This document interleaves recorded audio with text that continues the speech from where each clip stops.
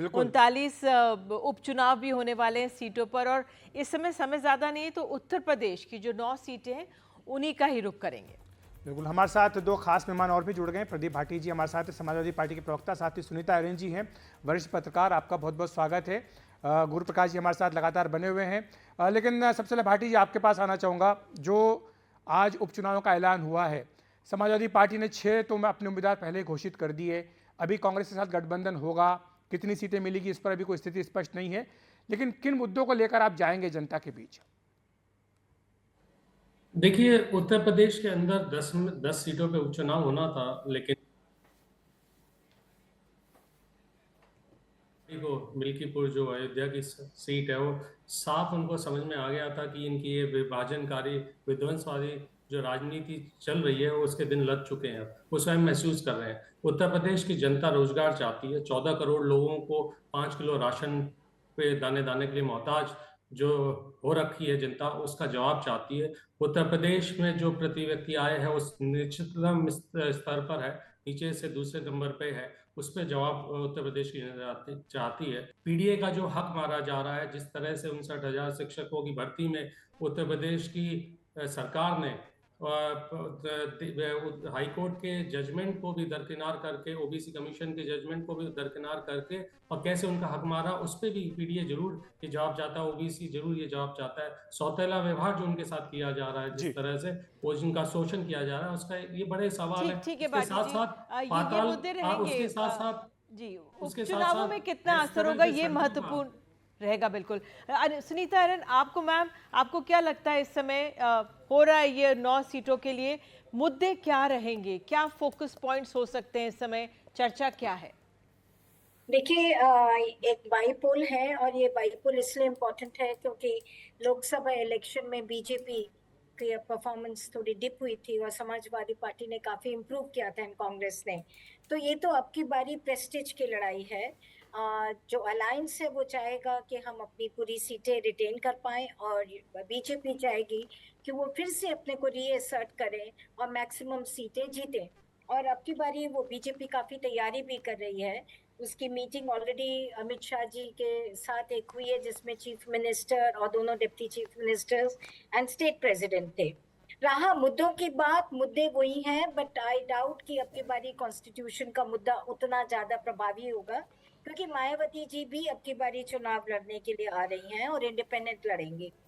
But Samajwadi party का जो PDA formula है उसको वो आगे बढ़ाएंगे, क्योंकि अभी तक जो उन्होंने 6 टिकट्स दिए हैं उसमें 3 ओबीसी के हैं, 2 मुस्लिम हैं और 1 दलित। अब दलित तो क्योंकि मिल्कीपुर का नहीं हो रहा है इलेक्शन, तो इसलिए वो नहीं होगा। तो इट इज बेसिकली जो आप कह लीजिए ये कि प्रेस्टीज इशू है, जिसमें बीजेपी को अपनी पोजीशन को रीअसर्ट करना है और ऑपोजिशन को ये दिखाना है कि लोकसभा में जो उसका परफॉर्मेंस था वो एक एबरेशन नहीं था, but it was a mood against the government. गुरु जी आपके पास आना चाहूँगा। वैसे तो जो उपचुनाव होते हैं, माना जाता है कि जो सत्तारूढ़ पार्टी होती है उसका पलड़ा भारी रहता है, लेकिन यहाँ पर काफ़ी कुछ दांव पर लगा है। खासतौर से जो लोकसभा चुनाव में झटका लगा, सबसे बड़ा झटका तो उत्तर प्रदेश में ही लगा। तो माना जा रहा है कि एक तरह से रेफरेंडम होगा योगी सरकार के ऊपर ये उपचुनाव, और जिस तरह से पूरी ताकत योगी जी लगा रहे अपने मंत्रियों के साथ, वो खुद भी मैदान में उतरे हुए हैं, एक तरह से प्रतिष्ठा का प्रश्न भी उनके लिए है। नहीं अखिलेश जी, मुझे एक बात समझ में नहीं आती है। जो भी चुनाव हुआ, 4 जून के बाद हरियाणा जम्मू कश्मीर का चुनाव हुआ, वो भी चुनाव हमारे प्रेस्टीज का इशू हो गया। वो भी चुनाव मोदी जी पे रेफरेंडम हो गया। वो भी चुनाव हमारे प्रतिष्ठा से जोड़ करके देखा गया। तो कितने चुनाव आप लोग मोदी जी की लोकप्रियता, बीजेपी की प्रतिष्ठा से जोड़ करके देखिएगा। कम से कम उस पे पूर्ण विराम लगाने की आवश्यकता है। वो पॉइंट प्रूव हो चुका है कि हरियाणा में और जम्मू कश्मीर में, जब मैं जम्मू कश्मीर कहता हूं तो बहुत दावे के साथ कहता हूं कि जम्मू कश्मीर के चुनाव में सबसे बड़ी पार्टी वोट शेयर की दृष्टि से भारतीय जनता पार्टी है। तो मोदी जी की लोकप्रियता, मोदी जी का रेफरेंडम, बीजेपी की प्रतिष्ठा, मुझे लगता है, मेरी अपनी राय, कि इस पे एक पूर्ण विराम लग चुका है। आज भी 140 करोड़ भारतवासियों के हृदय में मोदी जी मजबूती से बसते हैं। जहां तक उत्तर प्रदेश विधानसभा चुनावों की बात है, देखिए पूर्णतः उत्तर प्रदेश का तो विशेष स्नेह भारतीय जनता पार्टी को मिलता रहा है। 14 में लोकसभा देखिए, 19 में लोकसभा देखिए, 17 में विधानसभा देखिए, 22 में विधानसभा देखिए। हाँ, निश्चित रूप से इस बार वो अपेक्षित परिणाम नहीं आए, उस पर हम लोग काम कर रहे हैं। लेकिन लगातार जो पीडीए की बात की जाती है, हम पूछना चाहते हैं कि कांग्रेस में और समाजवादी पार्टी में समन्वय है क्या? जैसे ही हरियाणा के चुनाव घोषित होते हैं उसके अगले ही दिन समाजवादी पार्टी ने कहा कांग्रेस कमजोर हो गई है, वो हमसे सीट ना मांग ले, तो उन्होंने अपनी सीटों की घोषणा कर दी। तो ये तो दिखाता है, ये तो इंडी गठबंधन के मानसिक स्थिति को, इंडी गठबंधन के स्वभाव को दिखाता है। तो मुझे लगता है कि भारतीय जनता पार्टी बहुत ही स्ट्रांग फुटेड है। भारतीय जनता पार्टी पूरे आत्मविश्वास के साथ योगी जी के लॉ एंड ऑर्डर का मॉडल और डबल इंजन सरकार का कल्याणकारी मॉडल, इसको संयुक्त रूप से पेश करेगी और उत्तर प्रदेश की जनता इन बाईपोल के इलेक्शंस में हमें पुनः अपना आशीर्वाद देगी। सुनीता जी, संक्षेप में चुनौतियां क्या है इस समय, अगर हम मुख्यमंत्री के सामने देखें या अगर हम दूसरा अखिलेश यादव के सामने भी, चुनौतियां क्या है? लोकसभा का टेम्पो मेंटेन करना। उन्होंने बात करी हरियाणा जम्मू कश्मीर की, बट बात उत्तर प्रदेश की है और जून के बाद अब इलेक्शन है, उससे पता चल जाएगा कि कितना बीजेपी में कितना उन्होंने रिकवर करा है और कितना ऑपोजिशन अपनी पोजीशन को मेंटेन करी है।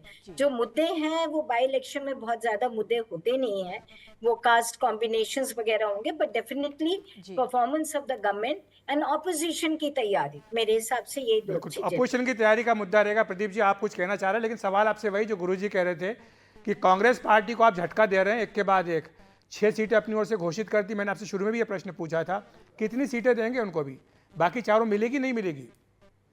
देखिए, इस पे हमारी लीडरशिप बात कर रही है और कांग्रेस के साथ हमारा समन्वय उस रूप में चल रहा है, लेकिन जहां विश्वसनीयता की बात अभी कर रहे थे बीजेपी के प्रवक्ता, तो उन्होंने मिल्कीपुर में चुनाव लड़ने की अपनी मंशा क्यों नहीं दिखाई? क्यों वो डर गए मिल्कीपुर में चुनाव लड़ने से?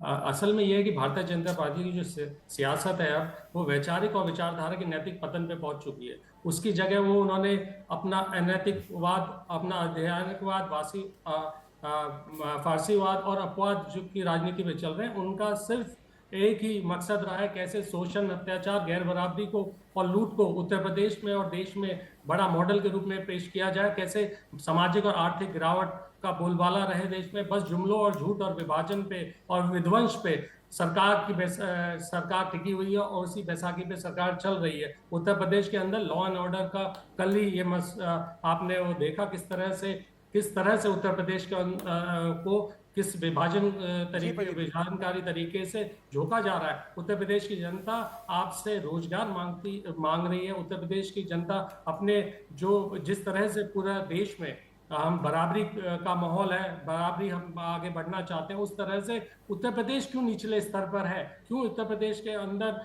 कोई नया इन्वेस्टमेंट नहीं आ रहे? क्यों उत्तर प्रदेश के अंदर जो बड़े बड़े खोखले वादे किए गए उन पे कोई कार्य नहीं हो पाया? जी प्रदीप जी, तो उत्तर प्रदेश को ये जनता इस मुद्दों पे जवाब देगी। बिल्कुल। तो ये उपचुनाव काफी महत्वपूर्ण हो गए, न केवल समाजवादी पार्टी के लिए बल्कि बीजेपी के लिए भी। शुक्रिया आपका हमारे साथ जुड़ने के लिए।